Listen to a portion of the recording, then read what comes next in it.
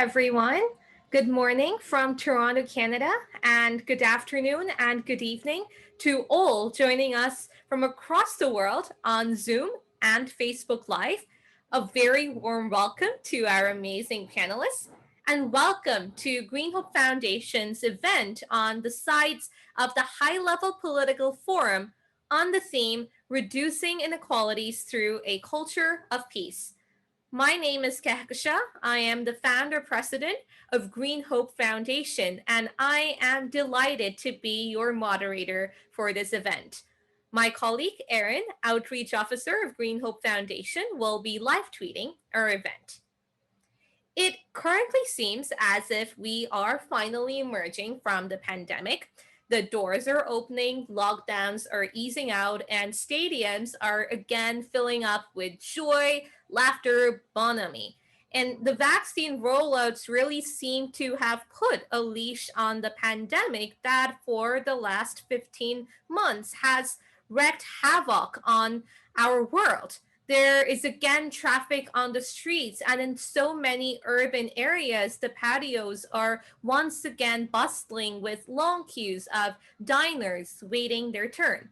And media is replete with these images, and to the average Western citizen, all seems well. But the question is this the story all across the world?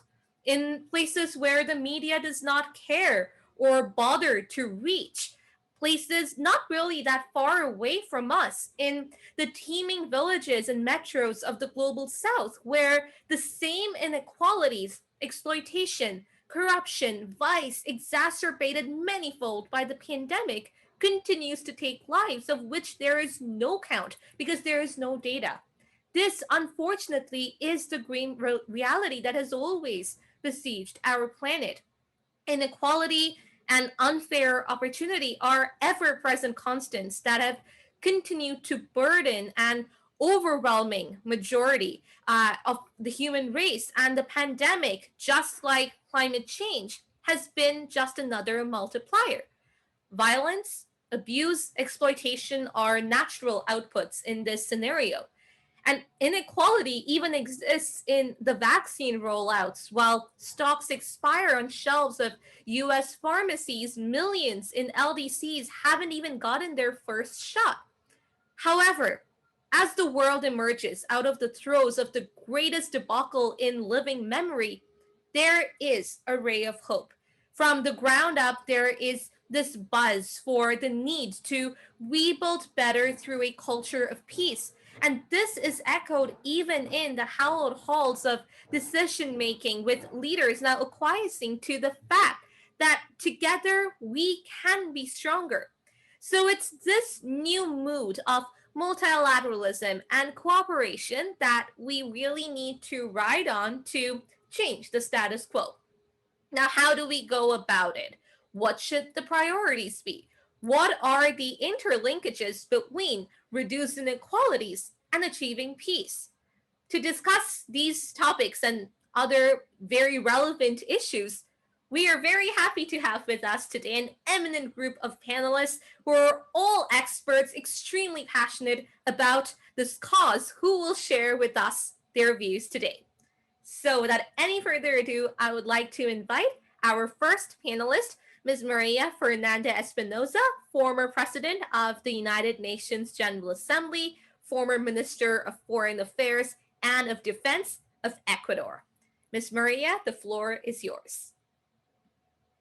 Well, thank you so much, Kikashin, as always. Thank you for having us. I'm always happy to come back to the Green Hope Foundation and the spaces for dialogue and forward thinking that you provide. And greetings to all the distinguished panelists. You practically said it all in this landscape that you draw in your introduction. And I agree with you. I think that the crisis of inequalities is a defining challenge of our time. And together, I would say, with the extinction crisis and with the climate crisis. And I think that these three defining challenges of our time are a symptom that we need to change our value system, that we need to change the way we interact with each other. We need to put generosity and solidarity first. So I would start by saying that we live in a world of paradox.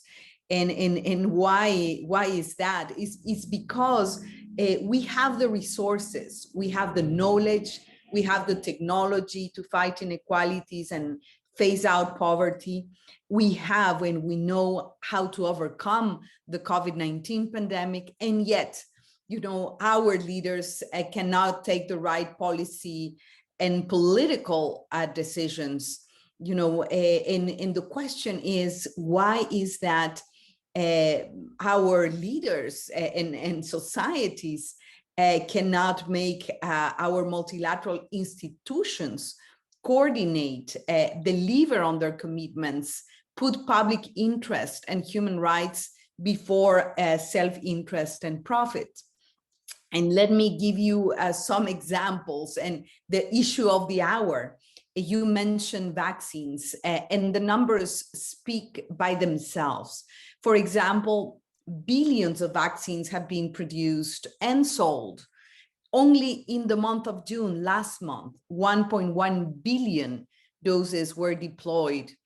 But the sad part is that in this enormous amount of vaccines, only 0.2% went to developing countries. As we know, WHO, the World Health Organization, has established a target of 40-60, 40% of the world population vaccinated this year in 2021, and the remaining 60% in 2022. Of course, this target set out by WHO is very far out of reach. It's if the trend, of course, continues. So, and I have to say, since we are under the umbrella of the HLPF this year, inequality is much more than SDG 10. It's a determining factor for the achievement of all sustainable development goals, because it has a profound impact in human rights. SDG 10 calls for reducing inequality within and among countries. It has two very concrete targets. It speaks about, in 2030, achieve and sustain income growth of the bottom 40% of the population. It also established a target of empowering and promoting the social, economic, and political inclusion of all, irrespective of age, sex, disability, race, ethnicity, origin, religion, or economic status. And we know that even before COVID, because sometimes we tend to explain everything, because of COVID, and even before COVID-19, we were far behind achieving the SDG 10. And let me perhaps just illustrate this point with a report from Oxfam that says that the 1,000 richest people have already recovered from their COVID-19 losses. The 1,000 richest people, while they recovered within 9 months, it could take more than a decade for the world's poorest to recover from the economic impacts of the pandemic. And if we look again at the numbers, the 10 richest men in the world have actually seen their combined wealth increase by $500 billion. And I'm not saying it wrong, because English is not my first language. It's by $500 billion since the pandemic began. And I'm saying 10 richest men, but because it so happens that the richest people around the world are men. And I don't know what it means, but we can explore and think what it means. And so there is the resources, the money is out there, but it's so unevenly distributed. And if you look at the health sector, inequalities are staggering. And we see women, for example, overrepresented in service jobs, lower paid or unpaid. And it has been, women and girls have been perhaps the hardest hit by the pandemic and its effect. And basically today, I would like to convey three messages on why we need to fight inequalities. And I would, just to illustrate, I will be using the example of the COVID vaccine. Number one, I think to fight inequalities is a moral imperative, a basic justice and human rights issue. It is also self-interest. We live in an interconnected, interdependent world. If we take just the pandemic cannot be overcome only if everybody is safe. We know this mantra: no one is safe until everybody's safe. The same happens with poverty. The same happens with racism and exclusion. And yet, inequality within and among countries, for example, for vaccine access and deployment, is staggering. We are witnessing already a third wave in Africa, a sustained disaster in the way Latin America is facing the pandemic. And so it's hard to understand why we do not take the right policy choices. And the number two reason is, to work and fight inequalities is the best macroeconomic policy, to guarantee a fair, equal, and sustainable economic recovery. We understand that we are undergoing a crisis like no other, and that is clear, but also a recovery like no other. Let's take the US economy. The US economy is growing as we speak at 7% pace this year. And it's projected that it will grow in 5% the next year. And but the question is the same question you ask, Kashan. And what about the rest of the world? What about the poorer countries, the less developed countries, the small island developing states? So falling behind in vaccination, but also, in fighting inequalities within and among countries will mean widening the opportunity gap, especially for the younger generation. What we are witnessing is super growth versus escalating debt, shrinking policy and fiscal space to recover, more poverty, more exclusion, but also, and the title of this event is Peace, Culture of Peace. If you widen the poverty and the exclusion gap, there is more social unrest, and there are no winners and losers. We all lose in a world governed by unequal access, not only to income and jobs, but also to power, to rights, and to services. So just to conclude, I am strong. I'm still a stubborn optimist. You said, Kikashan, in your introduction that there is space for hope. And inclusion is the only way to keep our social contract and coexistence alive. And the only way is to narrow the profound inequality gap that goes beyond access to vaccines, for that matter. It has to do, as mentioned before, with power, with voice, with political participation, with agency. It has to do with our political systems and the trust deficit in institutions and leaders from citizens. I think that in every aspect of social and political life, the schism before the rich and the poor, men and women, urban and rural, cannot be sustained any longer. If you're a woman, a young person, an indigenous person, a person with disabilities, you have much more chances to be excluded, discriminated against, jobless, and of course, with little or no access to the decision-making table.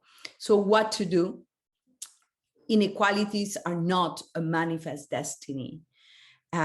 Society, governments, the private sector can transform reality. And just close with perhaps 3 or 4 headlines. We need better data, better ways to measure inequalities, and the need to go beyond income. It is not only about income and jobs. We need better disaggregated data, including horizontal and vertical inequalities, to act in a targeted way. And The number two is we need multilateral responses. We need a strong and vital operating multilateral system. We are witnessing that with the vaccines and with the weaknesses and failures of the COVAX mechanisms. And basically, the third secret is close the gender gap, the gender inequality gap, by investing in women and girls and by ensuring that they are in positions of power at all levels, from the local to the global spheres, from parliaments to companies. And just to close, I think governments should invest in public services, in low carbon sectors, to create millions of new jobs and ensure everyone's access to a quality education, to health, to social care. And they must ensure that the richest individuals and corporations pay just and fair taxes. A profound tax retooling is more than needed. So we need a social contract based on trust, on shared responsibilities, on cooperation and solidarity is the only way out. And again, the multilateral system has a decisive role to play. The UN should boost its convening role, its role as a standard setting, as a policy and normative guidance body. And we're working on that because we are all taking part of this new moment of reinvention for the UN. And I think it brings us hope. It increases our commitment and brings us to events and to spaces for dialogue like this. So thank you, Kikashan. Thank you to the Green Hope Foundation, and back to you.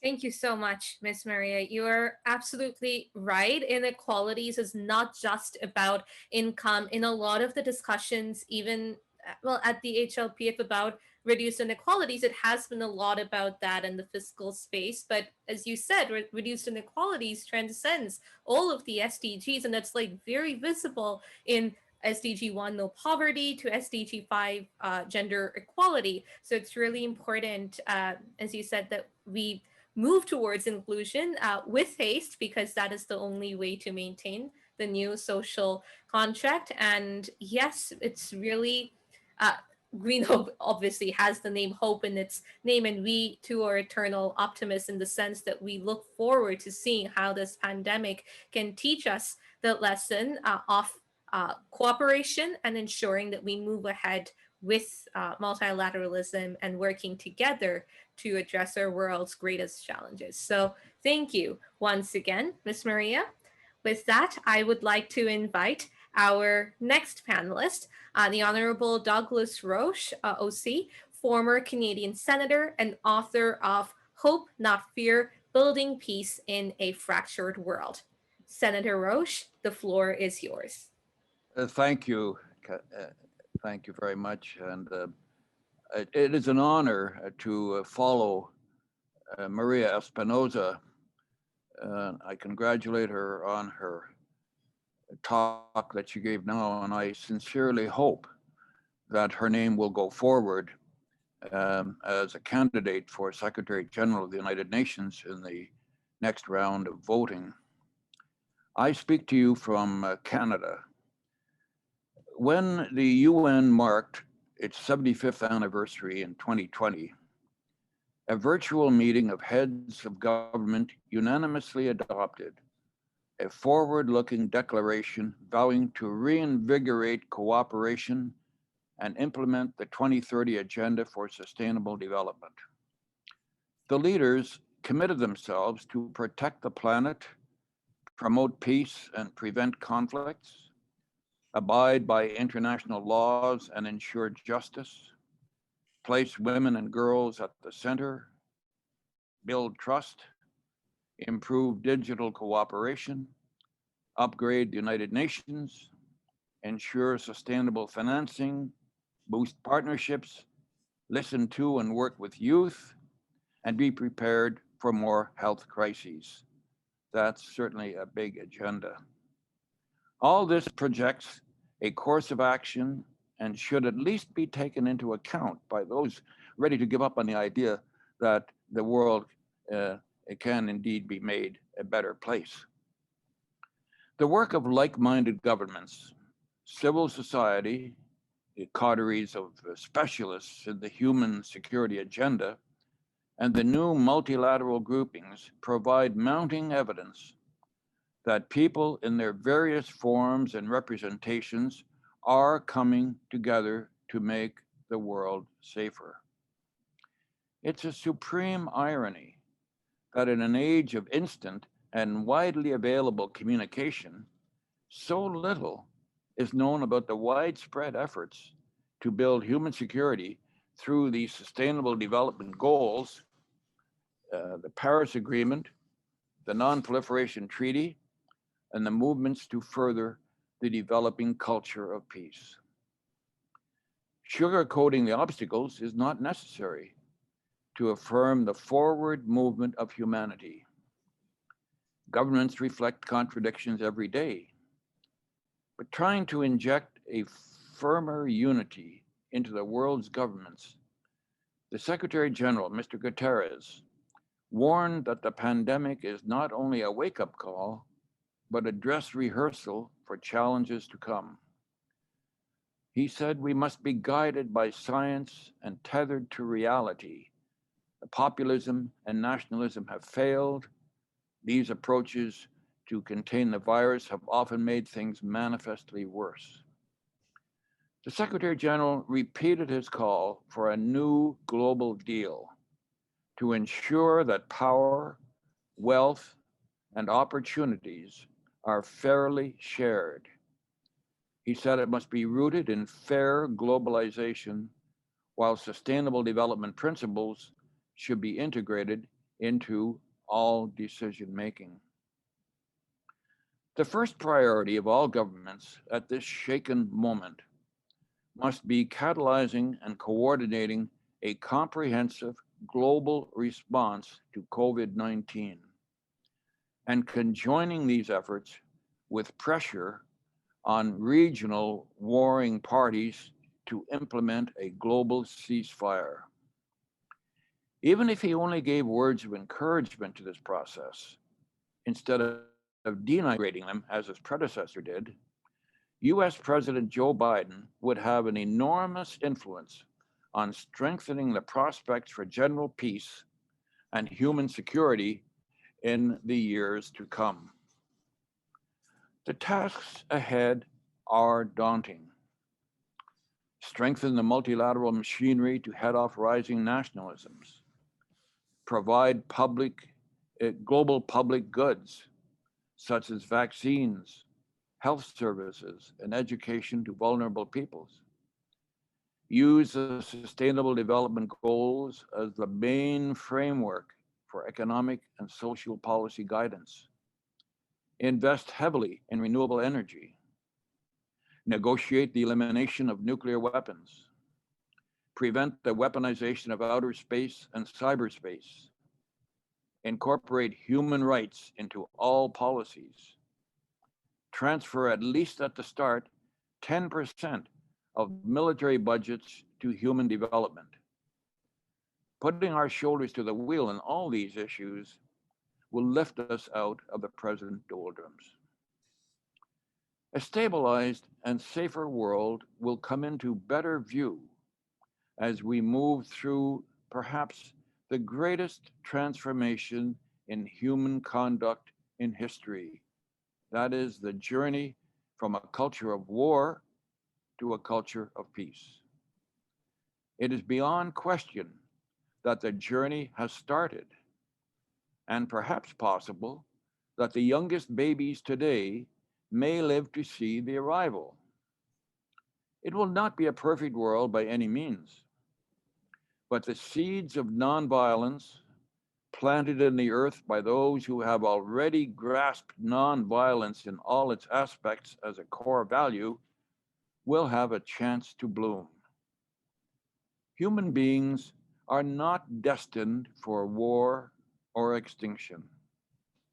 The very inventiveness of human beings, who every day are developing conflict resolution machinery to avoid war and rushing the full use of renewable energy to head off the fatal global warming, shows that we are creating our own future, not passively abandoning ourselves to fate. It is not written that humanity must succumb to global warming, nuclear weapons, or the coronavirus, or the terrible inequalities that ought to shame us. Left unchecked, of course, each threatens our survival. But raising our voices, taking action, and joining with others to fight a common enemy are ways to create our own future. Thank you.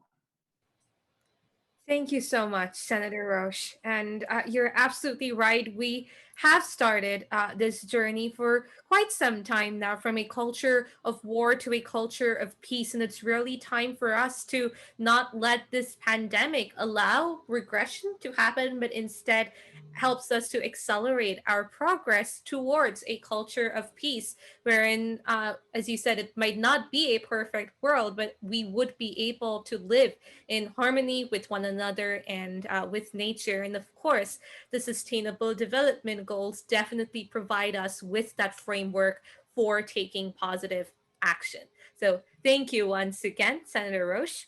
I would now like to invite our next panelist, Faraya Osvestrioglu, who is the Chief Executive Officer of the World Humanitarian Forum. Faraya, the floor is yours. Thank you, Kekeshan, and it is a great pleasure to be here with you today and with the distinguished fellow panelists. I follow Green Hope Foundation's work very closely, and through you, you're doing an amazing work. And as I said, it's a great pleasure to support the great cause you have. I would like to start with a positive message first and foremost. I will go into a bit into COVID-19 and what kind of inequalities it has exacerbated, but definitely there is hope. And at World Humanitarian Forum, we called 2021 as the year of hope. We have to keep our optimism, and also the humanity has the greatest chance to be able to build forward better, not build back better, because back was not good enough. So we have to build forward better. As I said, COVID-19 has laid bare the world's fragilities and exacerbated inequalities. And we are facing great challenges, rising inequalities, injustices, but leadership and collective approach are crucial to the success in order to overcome the challenges of today, to reduce inequalities and maintain peace. The pandemic has also made us realize our interdependence on each other. We cannot look at global issues in isolation. It's not a matter of not knowing what to do, but rather taking coordinated action in scale to face the challenges head on. There was a common saying, and we said at WHF as well, we are all in this together. But what we have seen is we are all in the same storm, but we are not in the same boat, unfortunately. It is evident that further collaboration is needed amongst all layers of society to assist with building forward better, from private sector and government to INGOs and civil society, regardless of their stakeholders' mandates, corporate responsibilities, and advocacy goals. As we are in the decade of action and in the year of hope, as I mentioned, the world today has a unique opportunity to move from marginal changes to transformative development, and building on the opportunities provided by digitalization and climate-friendly policies with a focus on equity. Equality and equity are really two phrases that go along, and we can't really discuss equality without equity, I think. We should not also only think beyond the pandemic, but we need to chart the practical steps required to create equal societies. Promoting the role of women in conflict is critical for building of peaceful societies, especially allowing women to become change agents. Women face all sorts of inequalities and violence, from sexual violence to lack of education.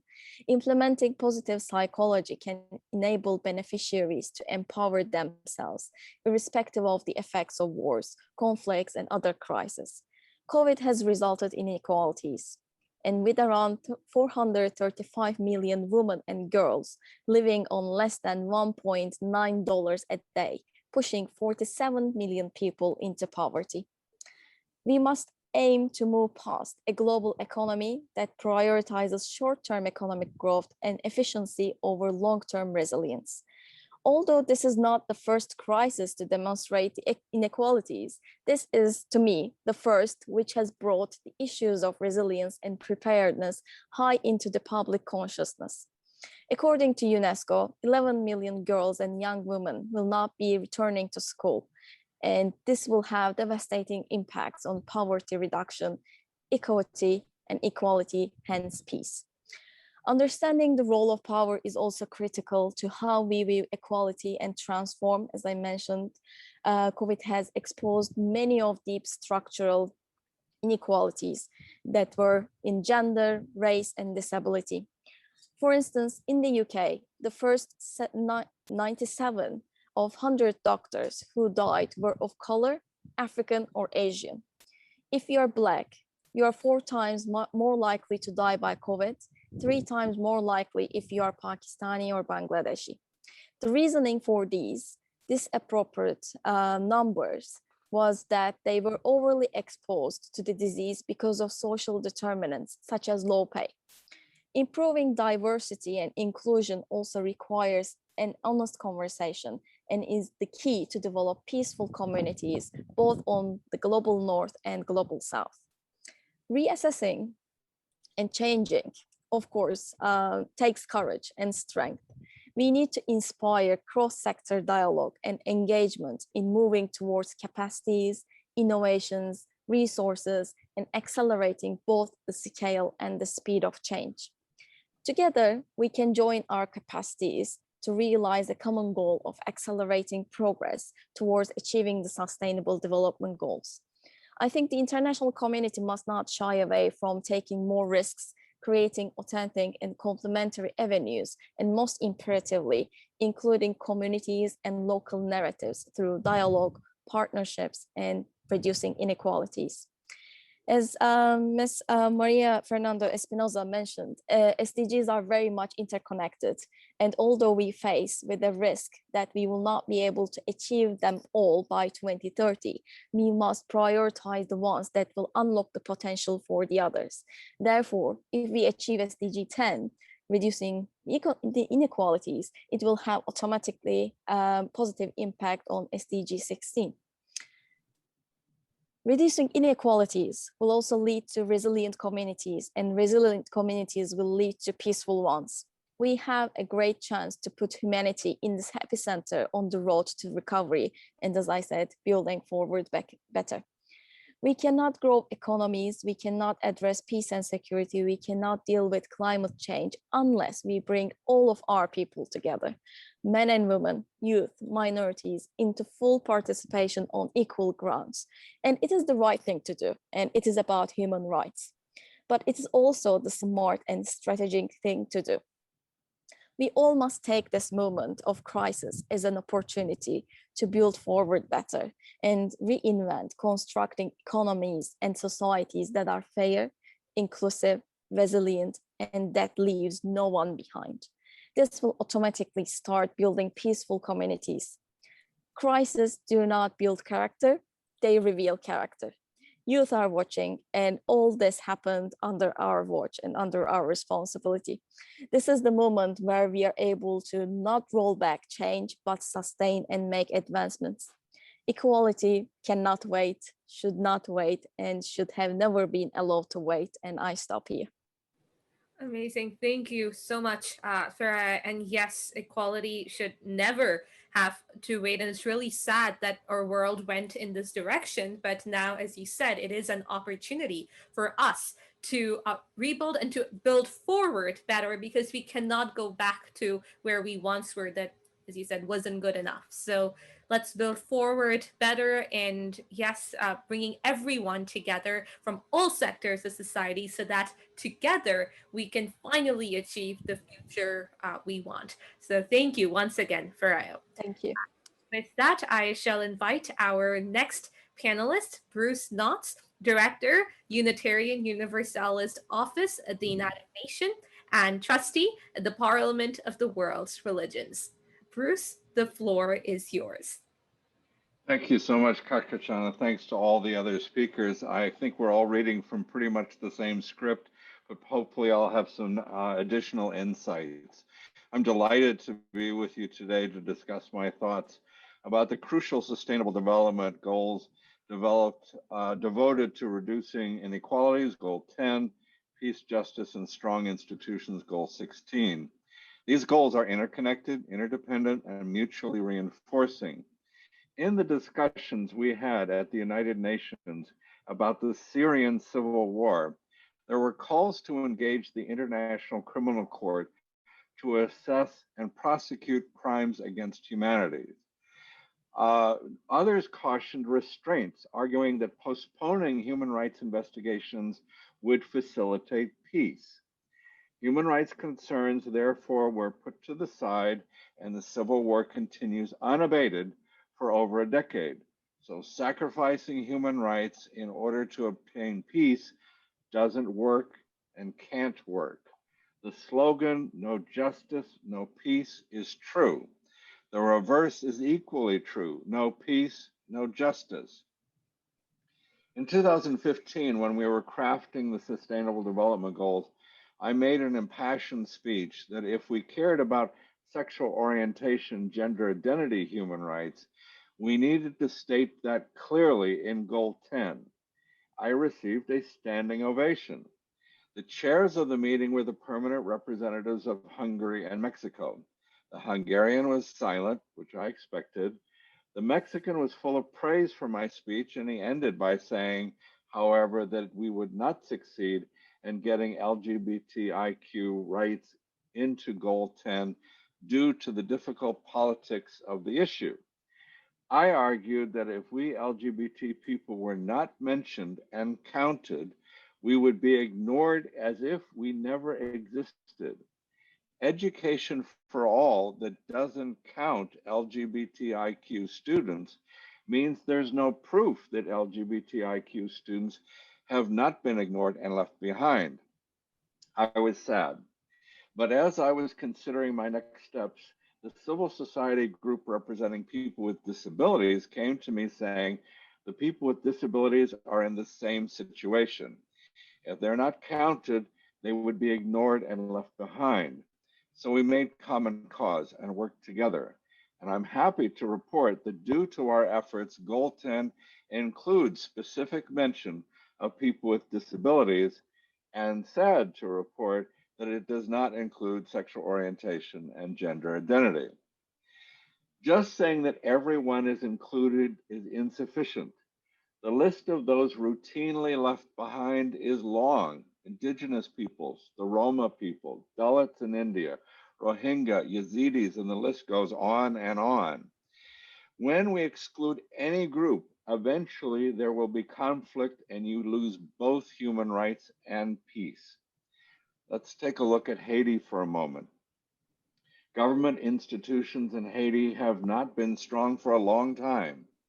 They were made weaker recently by removing judges and senators and weakening other institutions of government. This has resulted in the disappearance of both human rights and peace. It's easy to focus on a nation like Haiti, but big Western nations also ignore peace, human rights, strong institutions, and climate justice at their peril. The United States held its national election in 2020, and the losing party has refused to accept the results, and American institutions and faith in our system of government has suffered, with adverse consequences to reducing inequalities, domestic tranquility, and climate justice. The United Kingdom held a very close vote to leave the European Union that was popular in England, unpopular in Scotland, and troubling in Northern Ireland. As a result, the United Kingdom seems less united. My point in all of these examples is that you cannot use the majority to trample on the rights, aspirations, opinions, concerns, and needs of the minorities. Domestic and international peace can only be achieved by valuing the inherent worth and dignity of everyone, even the people you don't know or don't like. The pandemic has taught us that no one is safe until we are all safe. As large parts of the world are not receiving the vaccines they need, new variants of the virus are developing, and that endangers us all. The vaccinated rich will be affected because we have not ensured that everyone everywhere is vaccinated. There has been and will continue to be violence because of this inequality. Privilege and comfort will be threatened because we have not cared for, in the words of Jesus, the least of these. We don't have peace in the world, and it could very well get much worse. Climate change, hunger, poverty, bigotry, superpower conflict all threaten our planet. Climate forced migration is increasing exponentially, and the response of the international community is woefully inadequate. We are at greater risk now from nuclear war than ever before. All our nations have national defense departments that use much of our national budgets. We spend comparatively less money, time, talent, and effort to achieve peace, human rights, and to address climate change. This is a serious mistake. We need to change course before it's too late. Reduce inequalities, work for peace, justice, strong institutions, and we must address climate change with justice for all. Thank you. Thank you so much, Bruce. And you really highlighted how interconnected all of our world's challenges are, from the reallocation of resources from nuclear weapons to addressing the needs of the most vulnerable to really leaving no one behind. And it's really important that we understand that human rights should never be a political issue, because it's not a political issue. It is just human rights for all. So it's really important that now we all step up our efforts to ensure that everyone has a life of dignity. And as you said, it's not enough to just say, let's involve everyone. We need to be specific in ensuring that we truly leave no one behind and not just go forward with the status quo. So thank you very much, Bruce, for sharing your views with us today.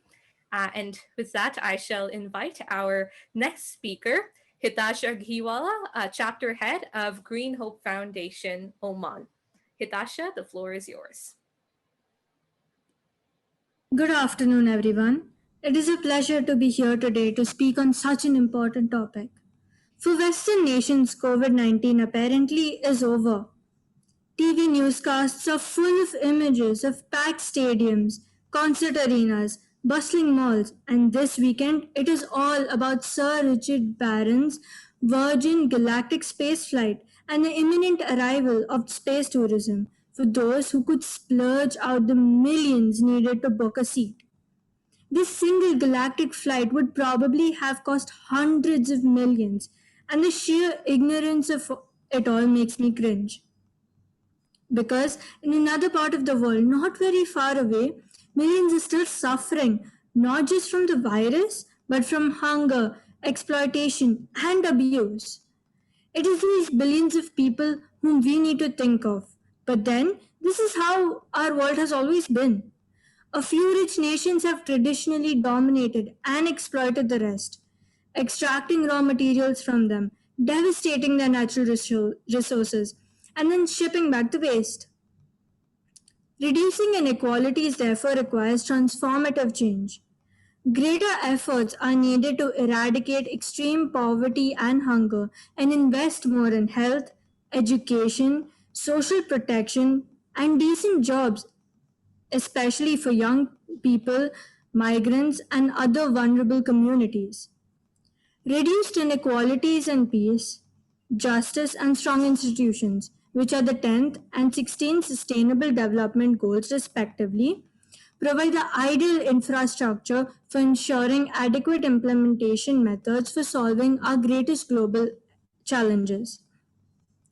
Green Hope Foundation recognizes these interlinkages, and through our ground level actions, we work to reduce inequalities by empowering our world's most vulnerable communities in order to create peaceful and sustainable environments.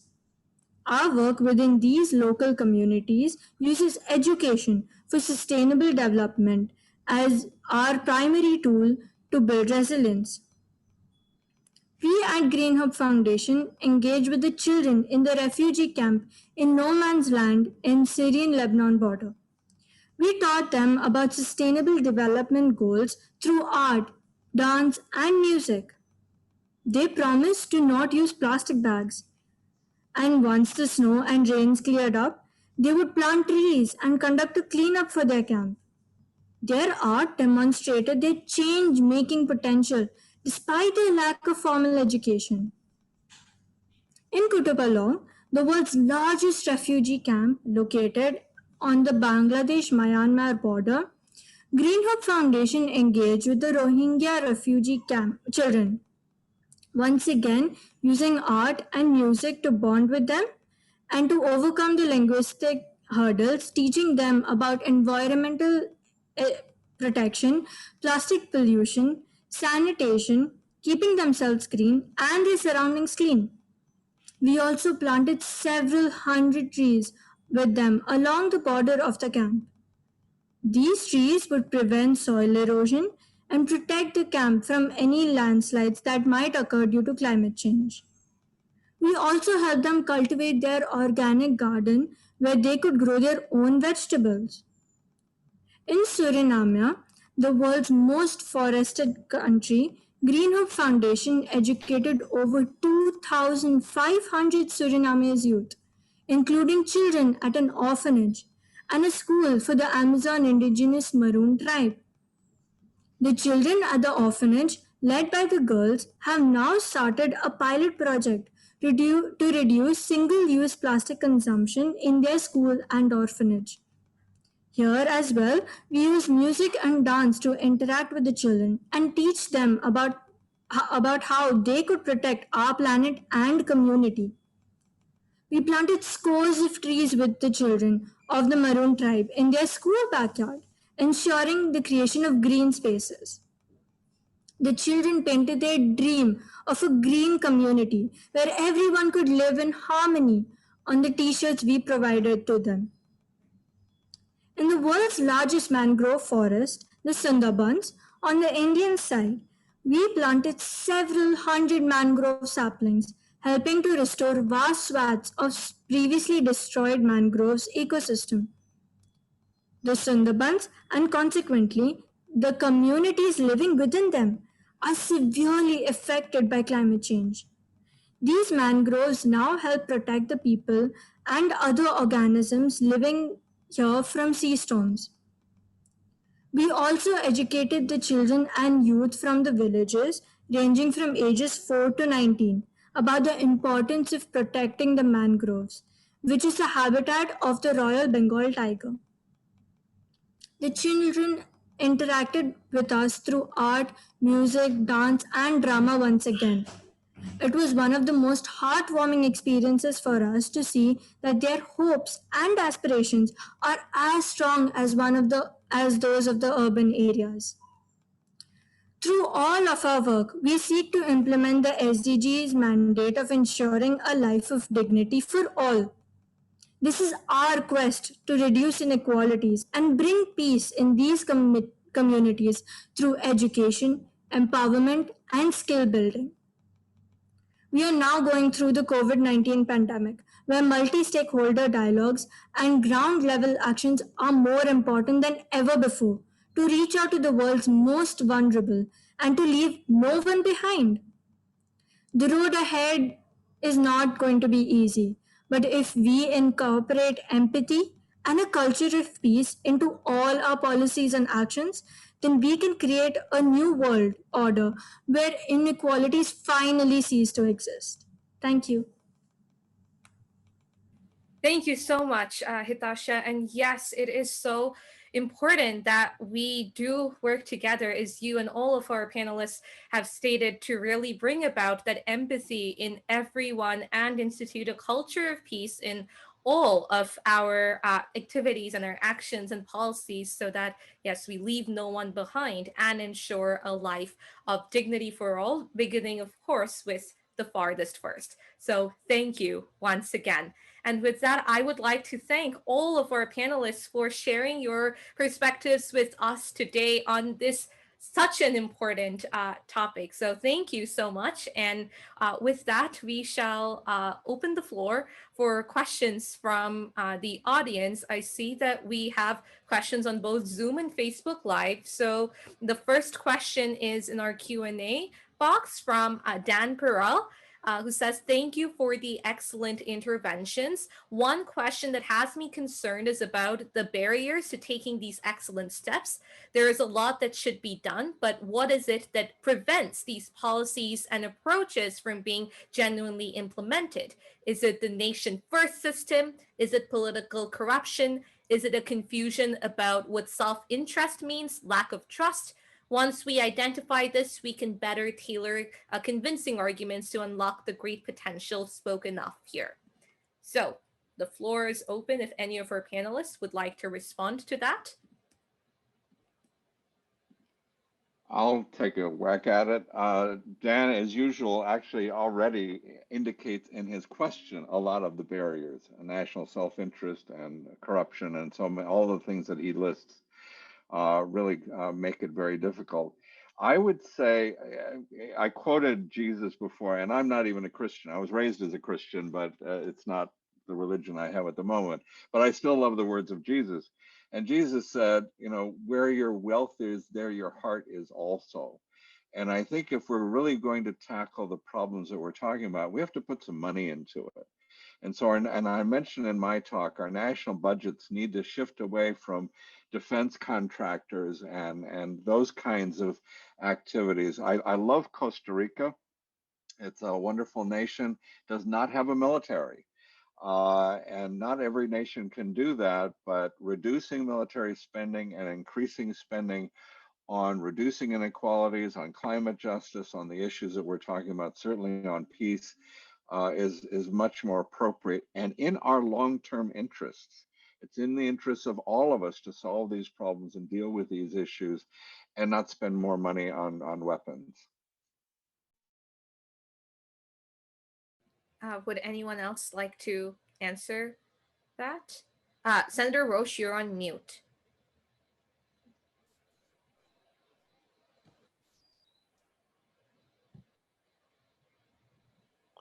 One of the biggest lessons I learned in 40 years in political life is how hard it is to get government's attention for problems that are upstream, so to speak. The problem hasn't yet happened, but you can see it coming. When the problem develops and explodes, then there is a government reaction and you get political attention and political money.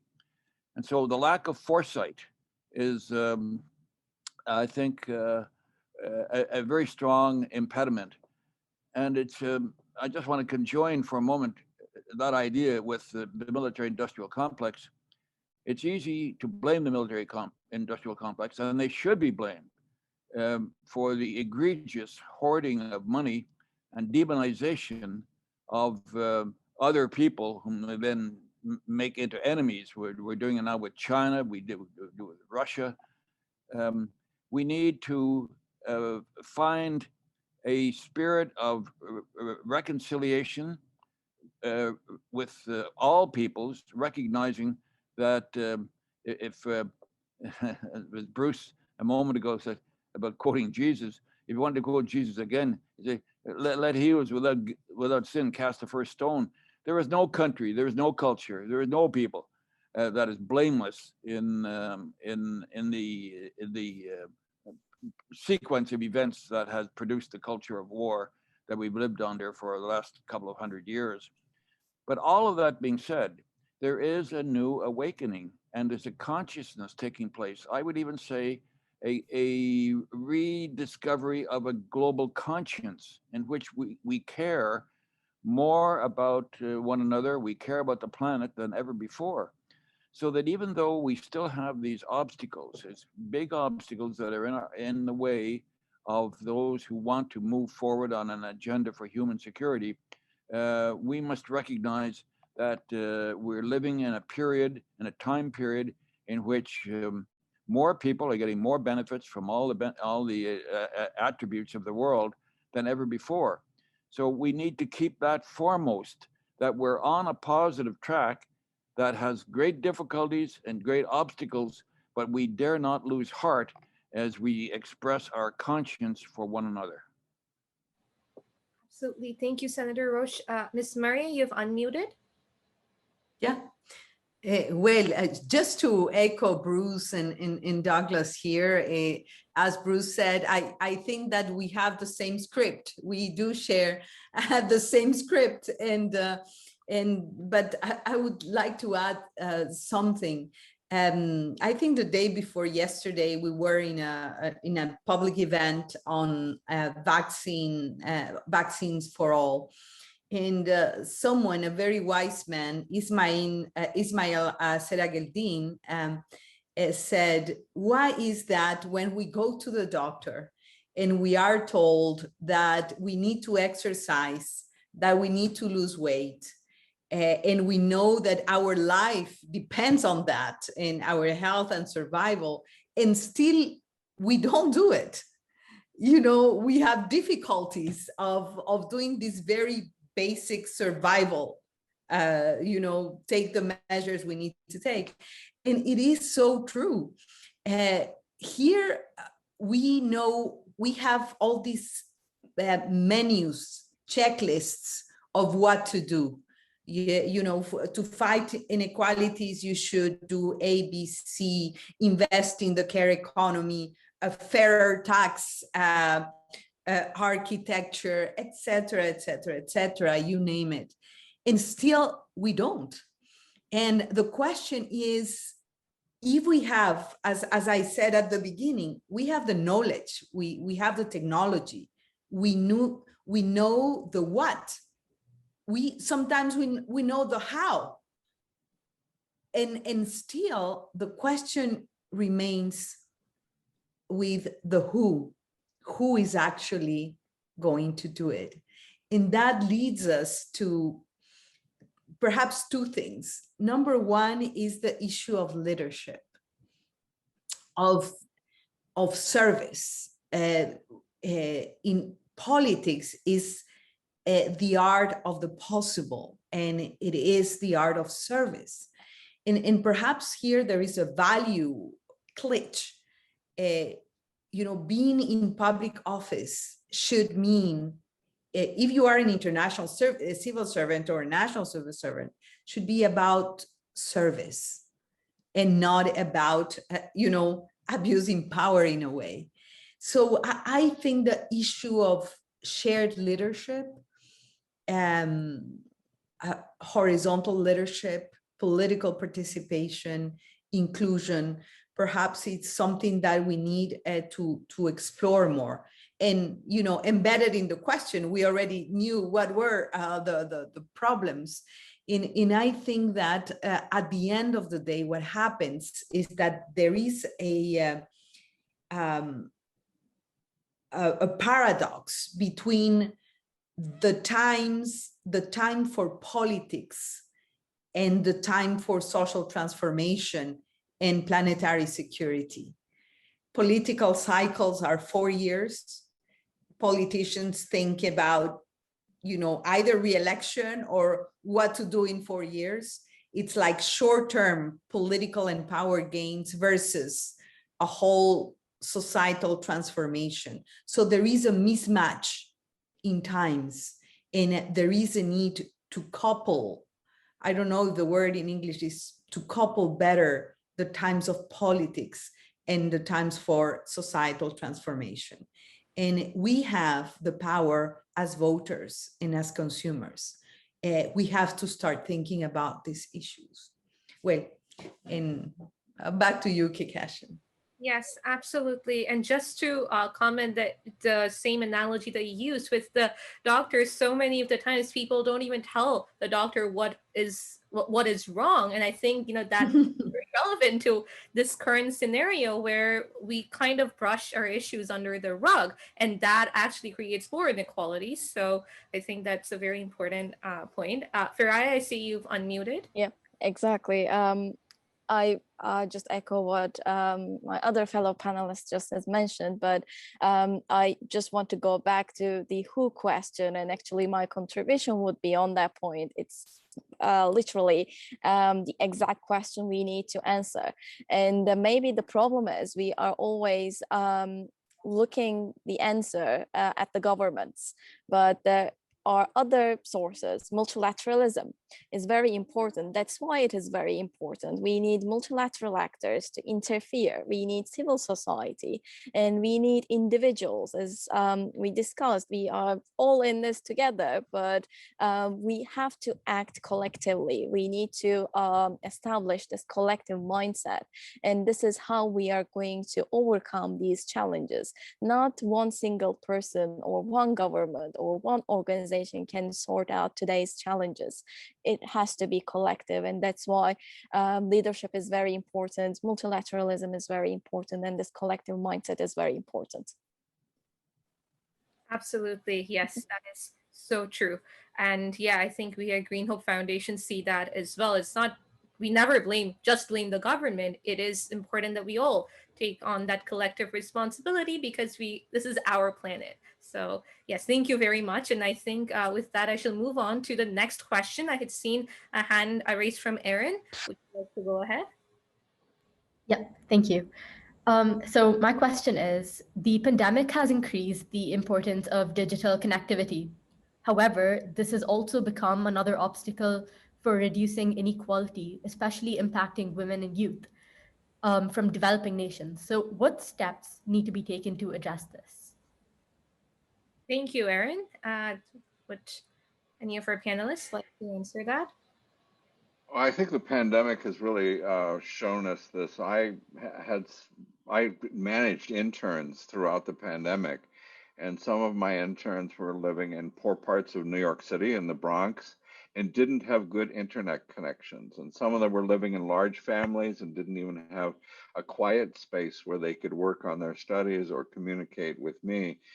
And that's a problem that is ubiquitous. And certainly throughout the world, there are places that don't have access to the internet. And that didn't used to be considered a right, something that we need like water or food. But in this day and age, having good internet service, having the ability to use the internet on a computer and stuff is vital to education and to information. So it needs to be included in the basket of human rights and the things that people need in order to survive and work in the world that we have today. Absolutely. Yes. Thank you, Bruce. Would any of our other panelists like to answer that?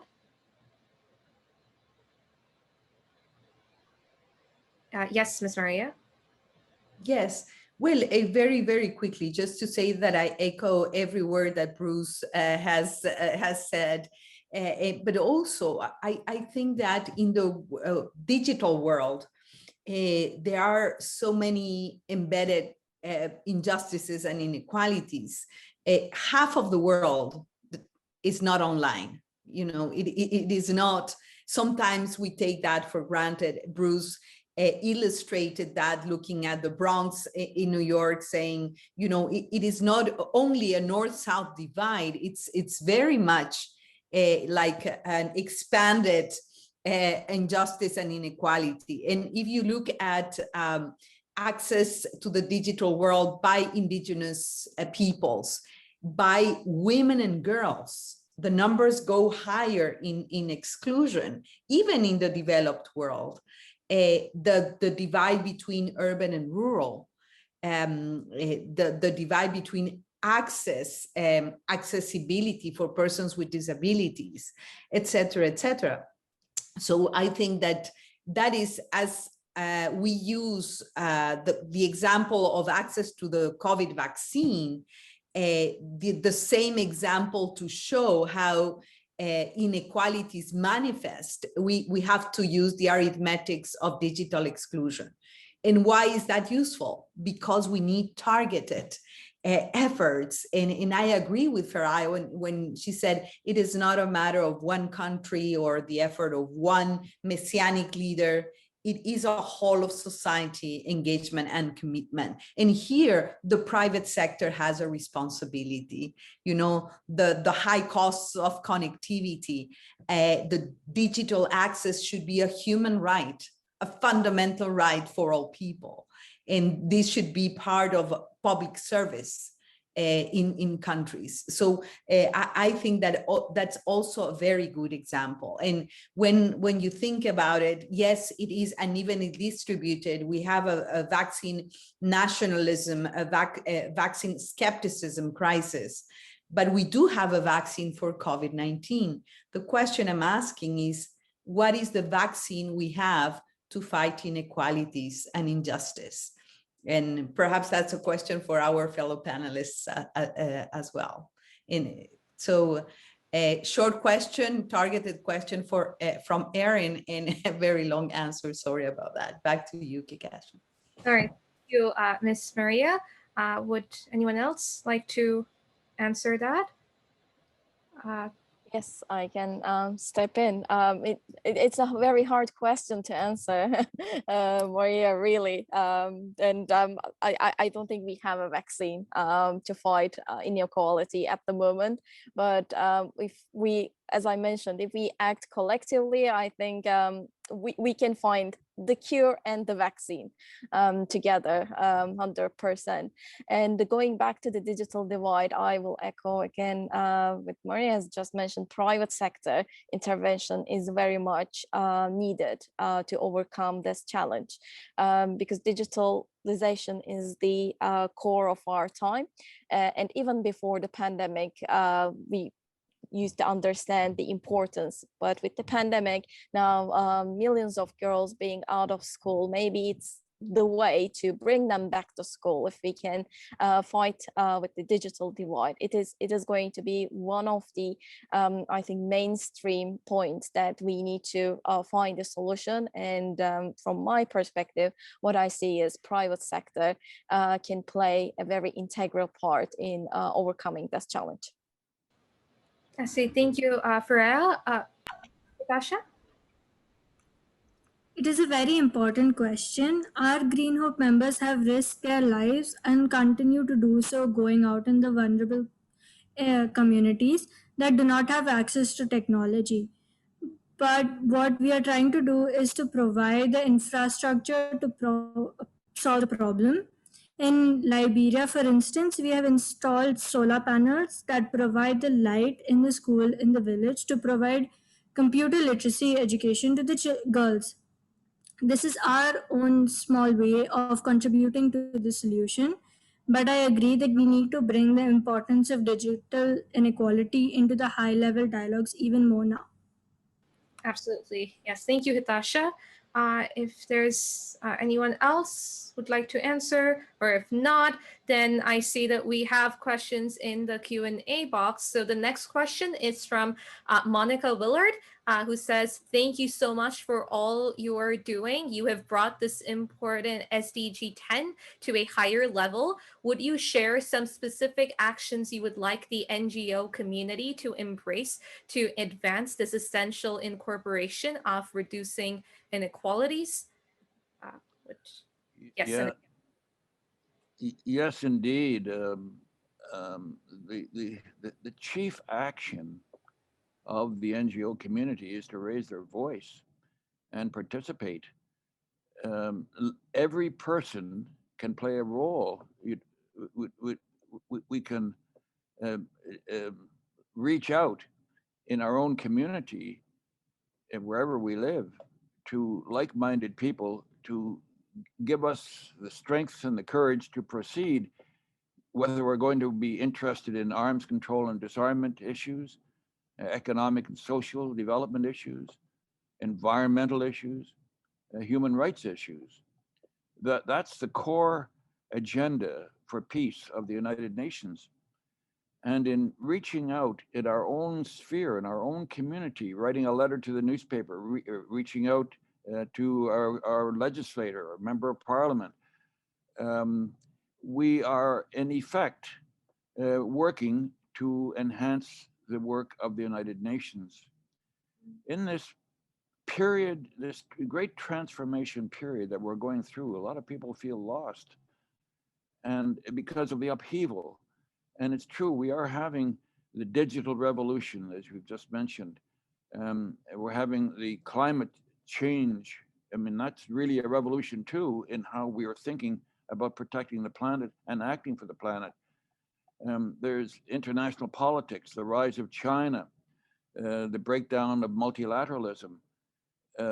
These are the great issues that the United Nations is trying to address in this period of the triple emergency that we're all living through: the emergency of the climate, the emergency of nuclear weapons, and the emergency of the coronavirus.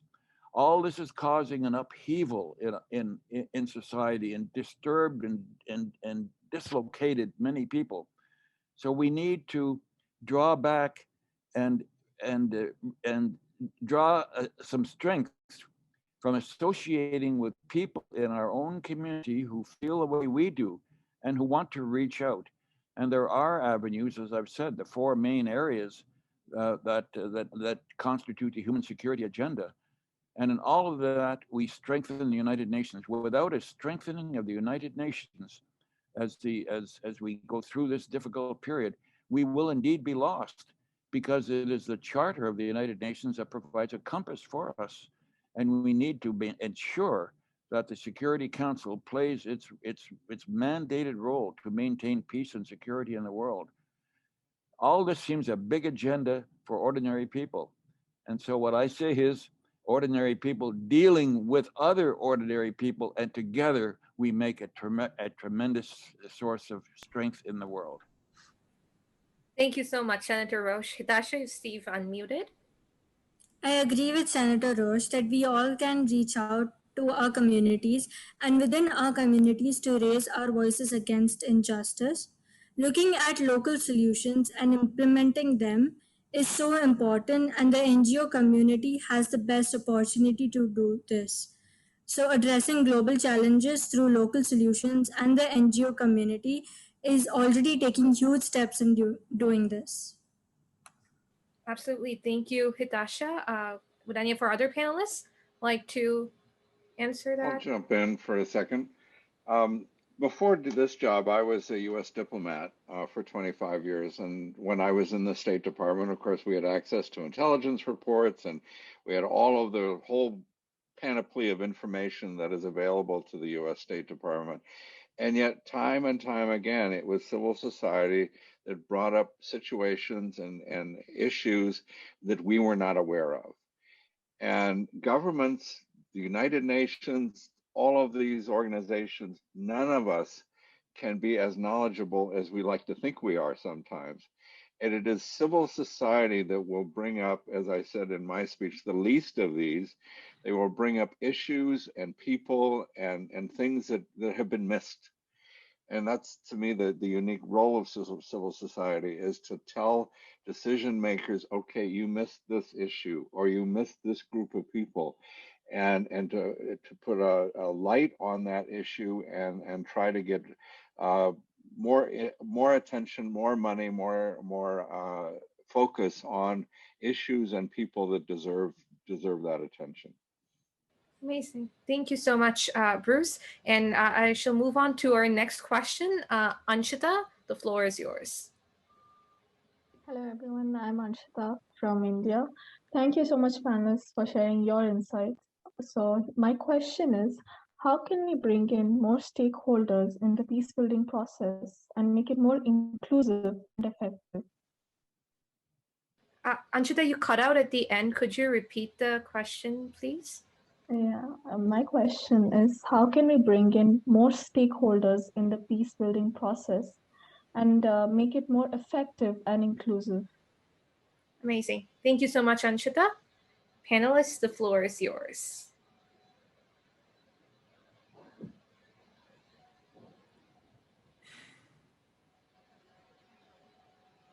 Would anyone like to take that? Yes, Bruce, you've unmuted. Sure. Peace needs to be an issue, and we don't really have that many NGOs. We need more NGOs that are devoted to the issue of peace. I just mentioned I was in the State Department. The United States, of course, has the Defense Department. I've often advocated that we should have a Department of Peace. There should be concerted effort. Our universities should be studying peace. How do we craft peace? How do we make it happen? How do we solve the problems? And it's going to take people, it's going to take voters and citizens to demand that attention on the issue of peace and disarmament, or it won't happen. So that's my answer. Yes, Senator Roche. I felt that the questioner is sort of feeling lonely. That's the impression I got. And that the groups that are observable out there seem that we can't connect with them. But I feel that if we can reach out even to one person around us and then multiply that, and the number of civil society groups in the world and in each community is now phenomenal. We've never had such an opportunity for inclusive membership and participation in groups. We have just to look around us and reach out, and even the modest amount of research into the names of groups that could appeal to us. I think that we, in this age that we've entered with the horizontal communication, we can reach out. It's true. I've been talking here about people in my own in community, the community where I live. That's fine, but I also deal with an international community, and that's possible through the instant communications that we have. So I feel that there has never been a time in history when it has been possible for the individual to make such a difference.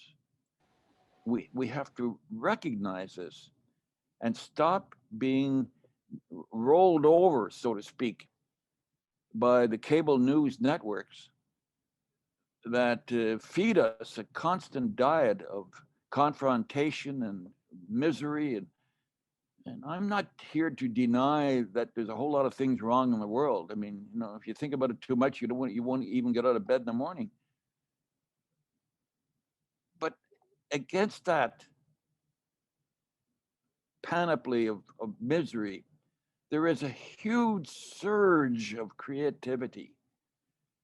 And we see it in every field. It is just a magnificent moment to be alive and to recognize our own strengths, even how small an individual we are. We are connected to a great whole. My great-grandfather, who emigrated from Ireland to Canada, he had courage, but he didn't have the opportunities that I have. I'm trying to show here the evolution of the world, the development of our institutions, the outreach of the United Nations.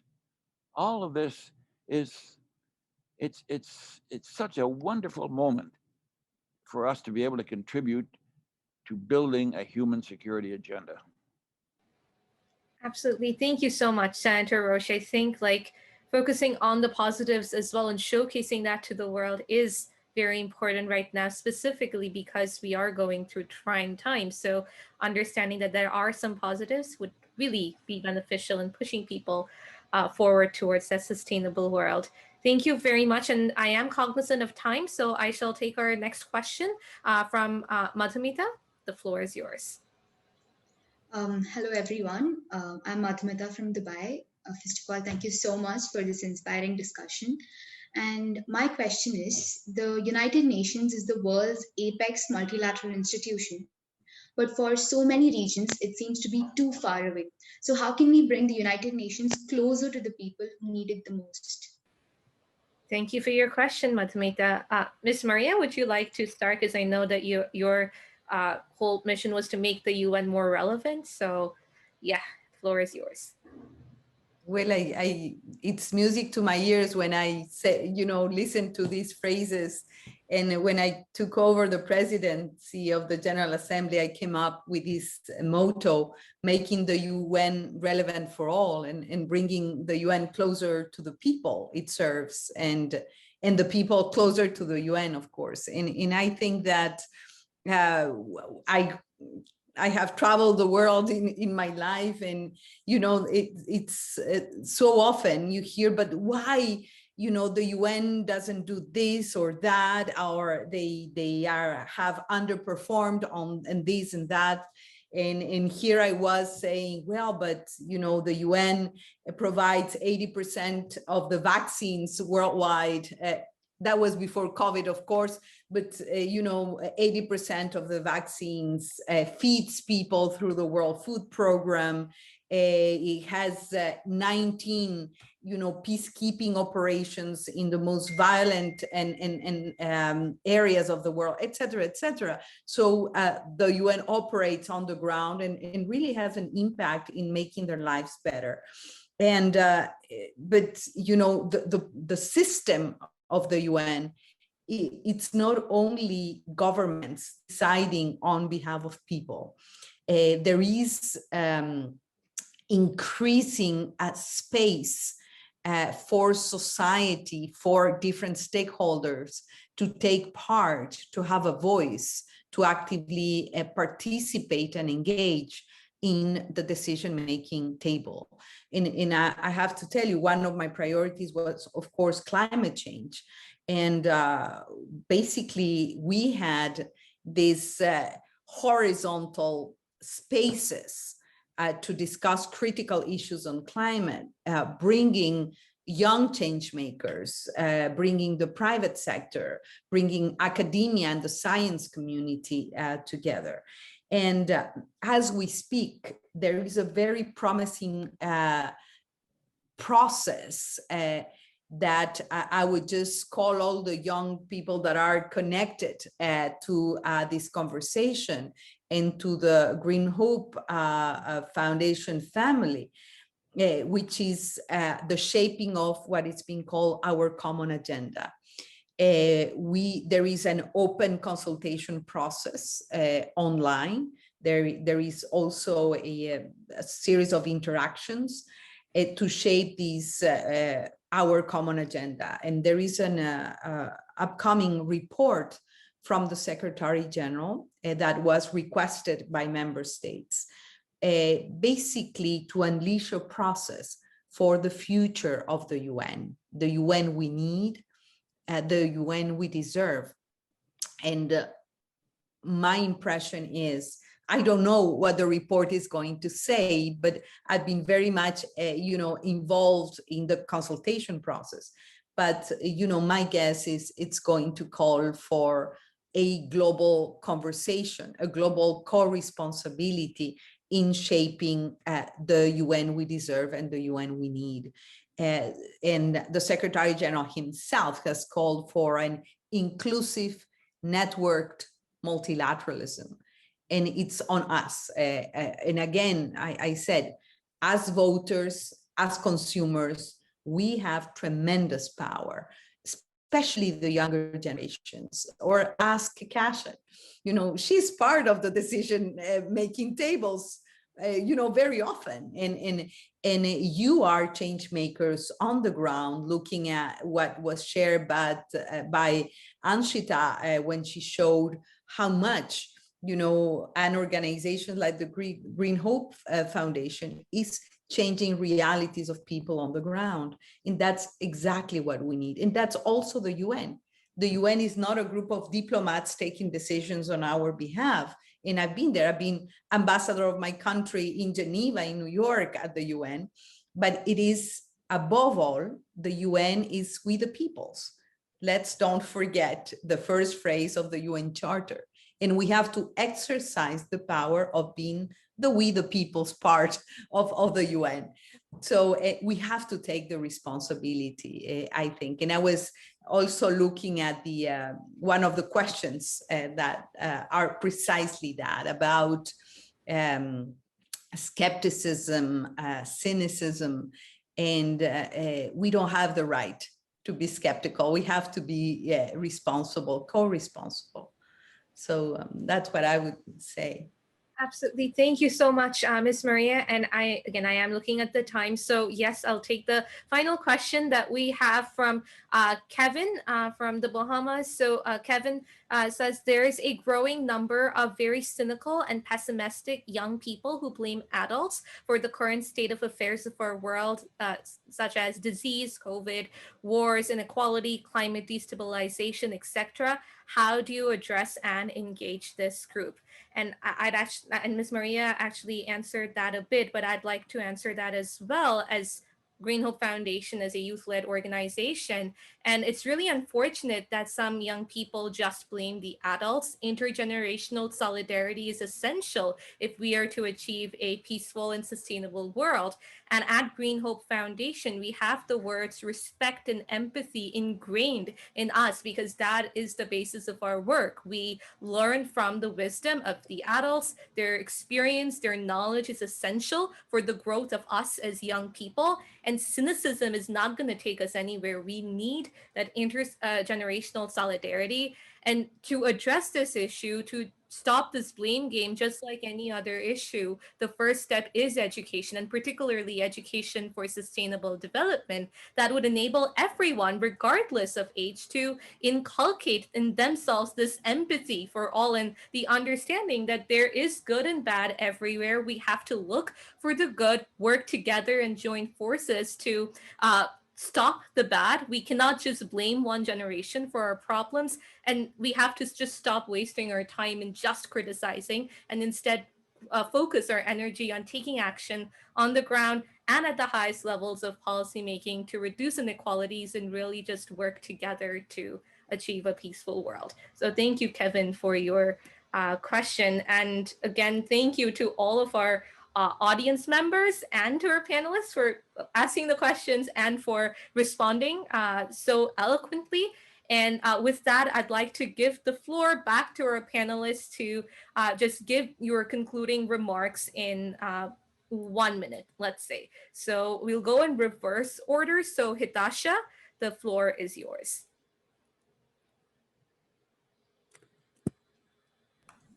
I just want to say thank you to all the panelists and how much, just want to say that this topic is very important to everybody in this world and we should try to do our best.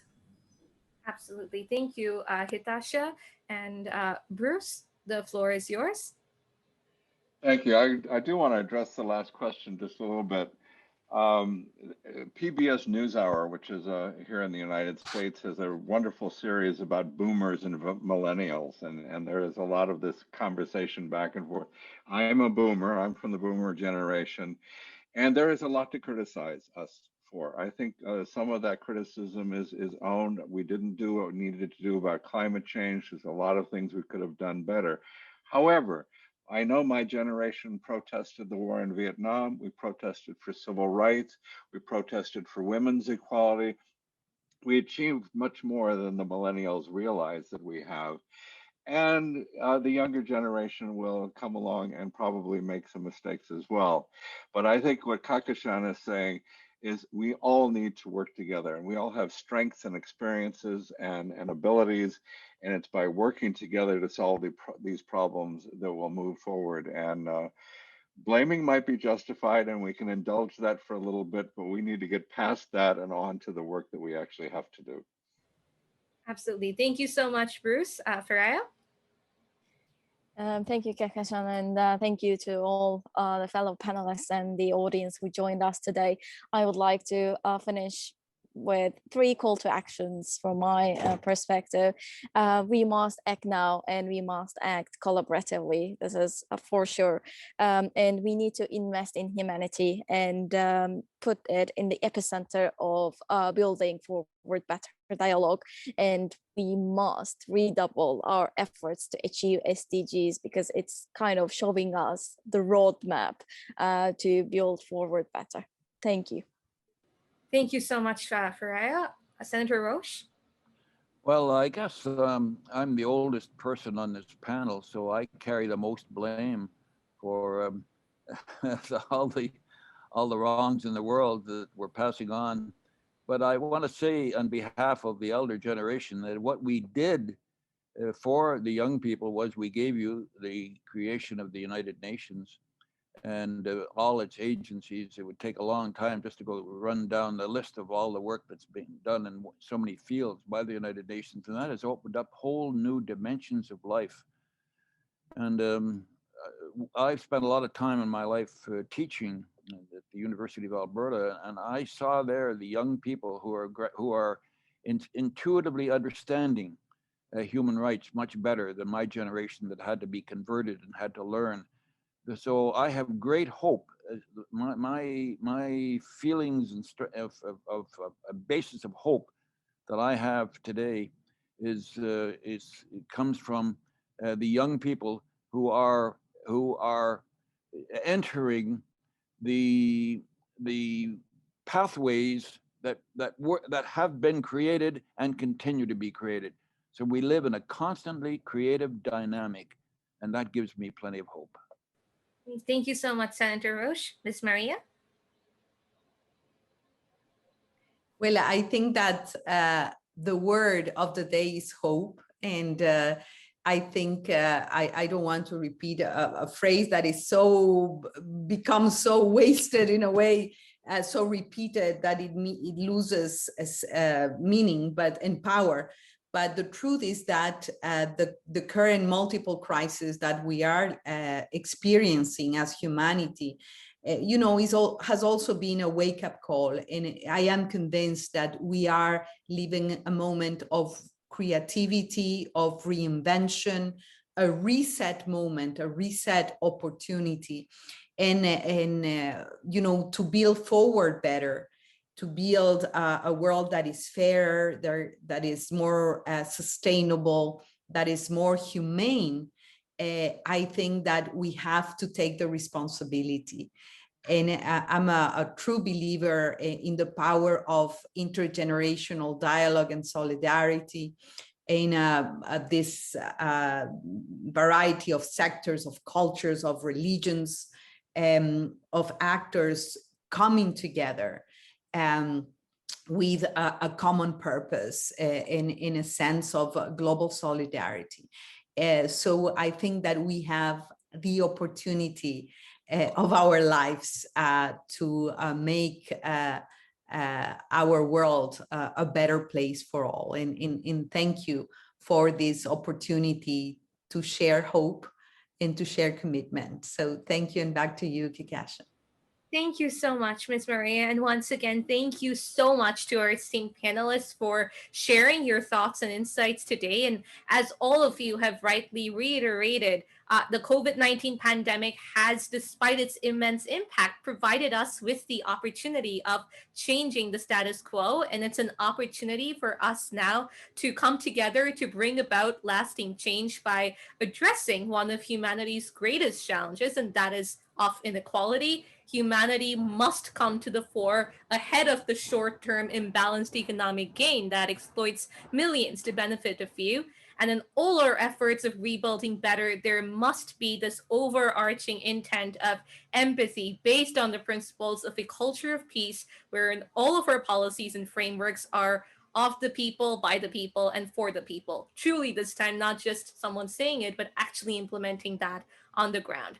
So once again, we have this hope now. Let us come together to make sure that we can create a more sustainable and peaceful world. And I would like to thank and acknowledge our global audience today for your very interactive participation. And it's so crucial that we bring in all stakeholders across all regions and communities, because only when we are together can we really become stronger. On behalf of Green Hope Foundation, I'd like to thank all of our panelists once again for taking the time out of your busy schedules to share with us your perspectives today. Till we all meet again, please stay safe, stay connected, and enjoy the rest of the High Level Political Forum. And we look forward to seeing you at our next webinar. Thank you so much and have a wonderful rest of your day. Thank you, everyone. Goodbye.